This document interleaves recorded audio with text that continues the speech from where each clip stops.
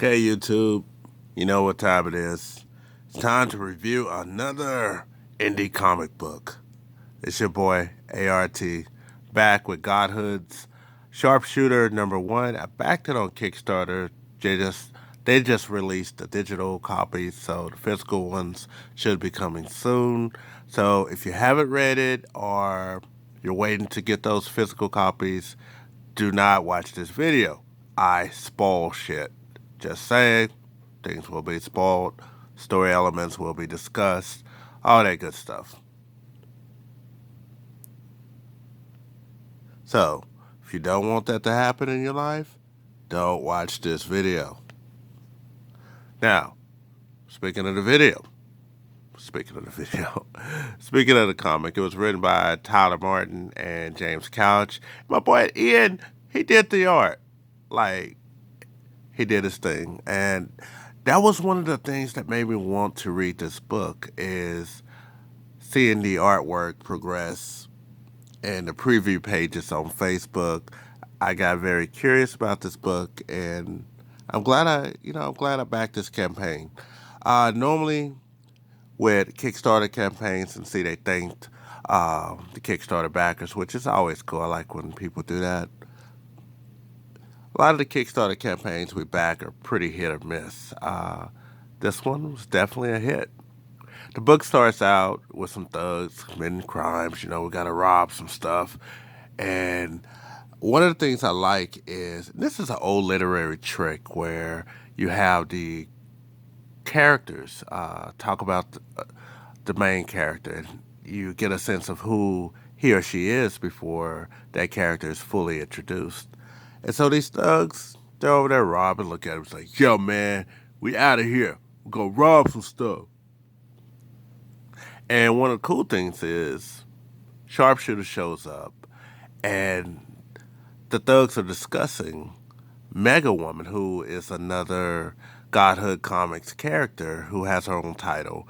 And they're comparing Mega Woman to this guy Sharpshooter. They're like, Mega Woman is tough. This Sharpshooter guy don't have nothing on her. And they're having this argument about which superhero is tougher. And it is funny. But this is the type of world building that I love. A lot of indie comics are so centralized that they forget, hey, if I got multiple titles under our banner, we need to connect these. It's little touches like that that go a long way. So it was a great introduction to Mega Woman for people who haven't heard of her, who haven't read her comic, to let you know, hey, she's out there somewhere and she's a powerhouse. You may want to find out who this woman is. At the same time, Sharpshooter, even though he doesn't have any powers, he's just as deadly and just as much as a threat. So that was good. So then we meet Sharpshooter. He's over there. He got the trick arrows and all that cool stuff. He's like, yo, I'm putting y'all down. Thugs aren't having it. And one of the things the thugs do, they introduce a villain named Murda, who's their boss. So they're like, yeah, maybe we should leave Sharpshooter and Murder to deal with. I just want to say Murder Inc. I was waiting on Jaru to show up, something like that. So anyway, around page 10, Sharpshooter finally shows up. He's looking cool. Then you get a little bit of his backstory. You find out he was in an accident and he lost his vision. Luckily for him, he invested in this tech company that took care of that real quick. And that's why he's wearing that visor. So even though he's blind, he still has some sight. Let's put it that way.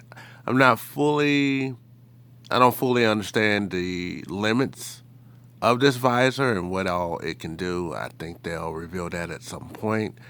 So that's it from the story. I don't want to give too much away.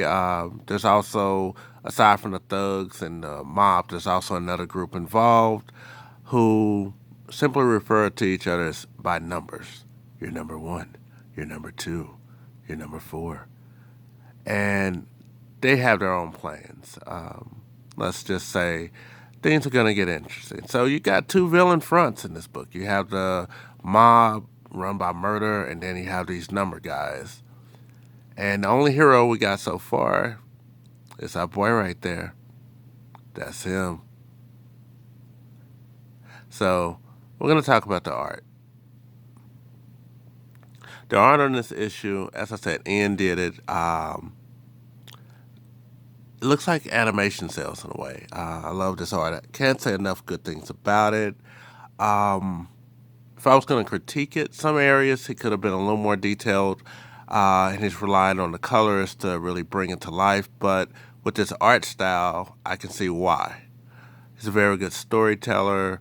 Everything is clearly explained. The character designs are well thought out. I'm in love with the art. I can't say anything bad about the art other than at some points, could have been a little more detailed. Now, let's see. Got the art out of the way, story out of the way. Let's talk about I can't talk this one. The entertainment value.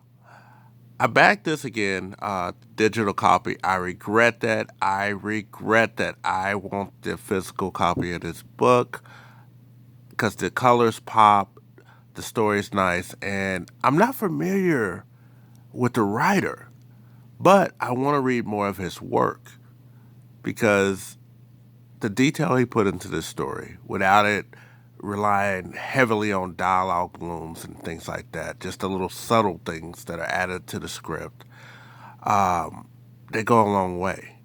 You get invested in the story. The main character, Chris Hall, you find out he had a girlfriend. She didn't make it, but he did.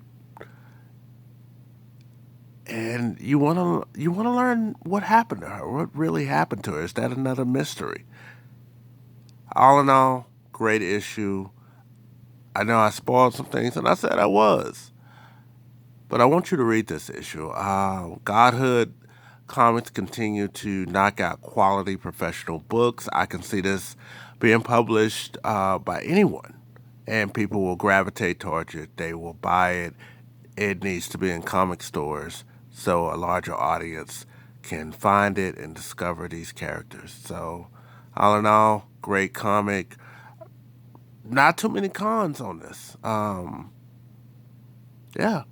So, if you haven't backed it, I'm sure they're going to have issue 2 on Kickstarter soon.